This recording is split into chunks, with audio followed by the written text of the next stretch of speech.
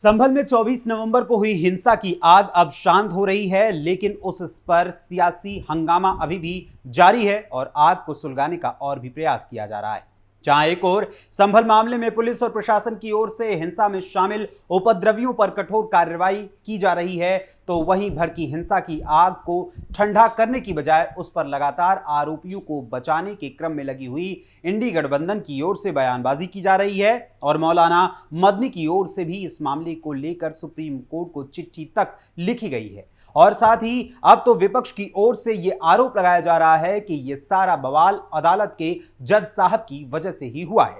वहीं जहां एक तरफ अभी संभल मामले में सियासी तौर पर सड़क से संसद तक हंगामा जारी है, तो वहीं दूसरी ओर अब एक और मामला सामने आ गया है और वो है राजस्थान के अजमेर शरीफ दरगाह का मामला, जहां हिंदू सेना की ओर से दावा किया गया है कि वहां पहले शिव मंदिर था, जिसको लेकर हिंदू पक्ष की ओर से दायर की गई याचिका पर सुनवाई करने की अपील स्थानीय अदालत ने स्वीकार कर ली है। और अब इसको लेकर भी नया बवाल शुरू हो रहा है, जिसमें मुस्लिम पक्ष की ओर से भी ये बात कही जा रही है कि सरकार इस तरह हर मस्जिद में मंदिर तलाशने की नई प्रथा पर रोक लगा दे। आखिर क्या है संभल के बाद शाही जामा मस्जिद के पश्चात हुए हिंसा को लेकर जो अब बवाल राजस्थान की ओर बढ़ने लगा है, वो राजस्थान के अजमेर शरीफ दरगाह का पूरा मामला क्या है और इस बार क्या है दोनों पक्षों की दलीलें और फिर सियासी बयानबाजी से आपको कराएंगे रूबरू हमारी आज की इस स्पेशल स्टोरी में। नमस्कार, वंदे मातरम, कैपिटल टीवी उत्तर प्रदेश देख रहे हैं आप और मैं हूं आपके साथ अखिलेश पांडे।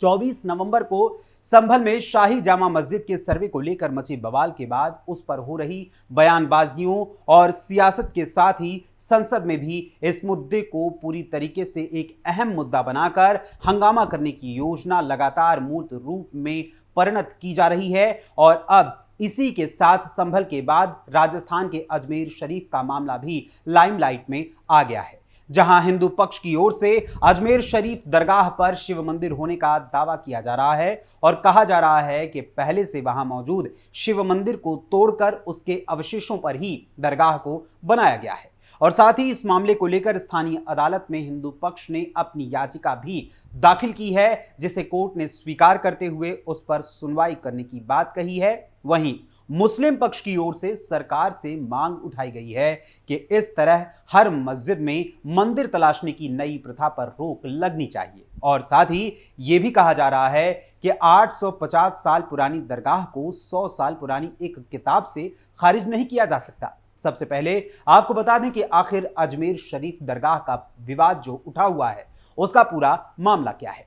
दरअसल राजस्थान के अजमेर में स्थानीय कोर्ट ने हिंदू सेना के अध्यक्ष विष्णु गुप्ता की उस याचिका को मंजूर कर लिया है, जिसमें अजमेर शरीफ दरगाह को हिंदू मंदिर बताया गया है। हिंदू पक्ष ने अपनी इस याचिका के साथ सबूत भी दिए हैं और साथ ही उन सबूतों के आधार पर कोर्ट ने उस पर सुनवाई करने का फैसला लिया है। और सिर्फ इतना ही नहीं, बल्कि हिंदू सेना के अध्यक्ष विष्णु गुप्ता की इस याचिका में उस जगह पर पूजा करने की भी मांग रखी गई है, यानी कि पूजा करने की इजाजत मांगी गई है जहां पर दरगाह है। वहीं मीडिया रिपोर्ट्स के अनुसार इस याचिका में एएसआई सर्वे कराए जाने की मांग भी उठाई गई है और साथ ही दरगाह के पक्षकारों को नोटिस भी जारी कर दिया गया है। लेकिन फिलहाल सर्वे होगा या नहीं, इस पर तो कोर्ट ही अपना निर्णय लेगा, वो भी दोनों पक्षों को सुनने के बाद। लेकिन न्यायालय इस मामले में जल्द फैसला लेगा, ये निश्चित तौर पर सबके सामने ये बात आ रही है मीडिया रिपोर्ट्स के अनुसार।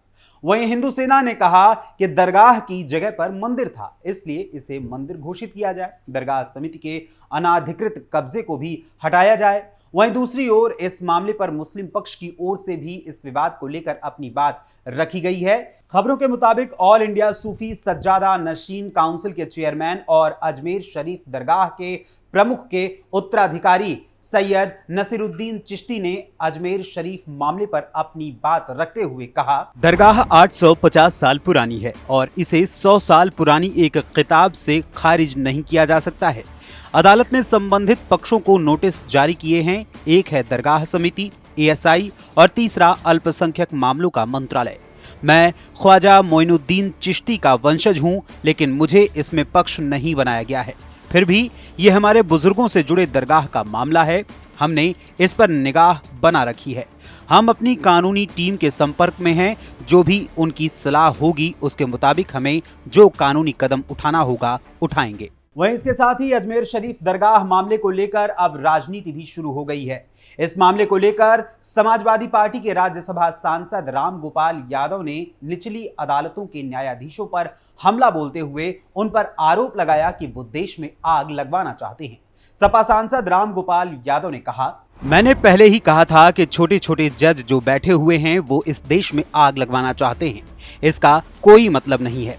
अजमेर शरीफ पर हमारे प्रधानमंत्री खुद चादर भिजवाते हैं, सारे देश और दुनिया भर के लोग यहाँ पर आते हैं। अब उसको विवादों में डालना बहुत ही घृणित और ओछी मानसिकता का प्रतीक है। ये सत्ता में रहने के लिए बीजेपी समर्थित लोग कुछ भी कर सकते हैं। उन्होंने कहा कि देश में आग लग जाए इनको कोई मतलब नहीं है, पर सत्ता में बने रहें। वहीं इसके साथ ही एआईएमआईएम अध्यक्ष असदुद्दीन ओवैसी ने भी अजमेर शरीफ मामले को लेकर प्रधानमंत्री नरेंद्र मोदी पर करारा हमला बोलते हुए सोशल मीडिया प्लेटफॉर्म एक्स पर लिखा कि सुल्ताने हिंद ख्वाजा मोइनुद्दीन चिश्ती आरे भारत के मुसलमानों के सबसे अहम औलिया इकराम में से एक हैं। उनके आस्थान में सदियों से लोग जा रहे हैं और जाते रहेंगे इंशाअल्लाह। कई राजा महाराजा शहंशाह आए और चले गए, लेकिन ख्वाजा अजमेरी का आस्थान आज भी आबाद है। 1991 का इबादत गाहों का कानून साफ कहता है कि किसी भी इबादत गाह की मजहबी पहचान को तब्दील नहीं किया जा सकता, न अदालत में इन मामलों की सुनवाई होगी। ये अदालतों का कानूनी फर्ज है कि वो 1991 एक्ट को अमल में लाएं। बहुत ही अफसोसनाक बात है कि हिंदुत्व तंजीमों का एजेंडा पूरा करने के लिए कानून और संविधान की धज्जियां उड़ाई जा रही हैं और नरेंद्र मोदी चुपचाप देख रहे हैं। वहीं आम आदमी पार्टी के राज्यसभा सांसद संजय सिंह ने एक इंटरव्यू के दौरान अजमेर शरीफ मामले पर पूछे गए सवाल का जवाब देते हुए इस पर सुप्रीम कोर्ट को हस्तक्षेप करने की बात कही और साथ ही भारतीय जनता पार्टी और प्रधानमंत्री नरेंद्र मोदी पर हमला बोला। आप सांसद संजय सिंह ने कहा, सुप्रीम कोर्ट को तत्काल हस्तक्षेप करना चाहिए, क्योंकि 1991 का प्लेसेस ऑफ वर्शिप एक्ट है,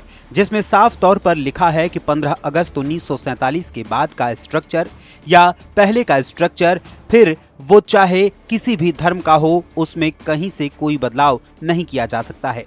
अगर अब इससे शुरुआत हो जाएगी तो कभी कोई मस्जिद के नीचे कहेगा यहाँ मंदिर था, तो कभी कोई मंदिर के नीचे कहेगा यहाँ मस्जिद थी, तो पूरे देश में ये झगड़ा हो जाएगा। ऐसे में मुझे लगता है कि वक्फ बिल वाली बात से भी पीएम नरेंद्र मोदी और बीजेपी देश भर में झगड़ा कराना चाहती है, इसलिए मैंने इस पार्टी का नाम भारतीय झगड़ा पार्टी रखा है। अब सवाल उठता है कि आखिर ये प्लेसेस ऑफ वर्शिप एक्ट 1991 है क्या?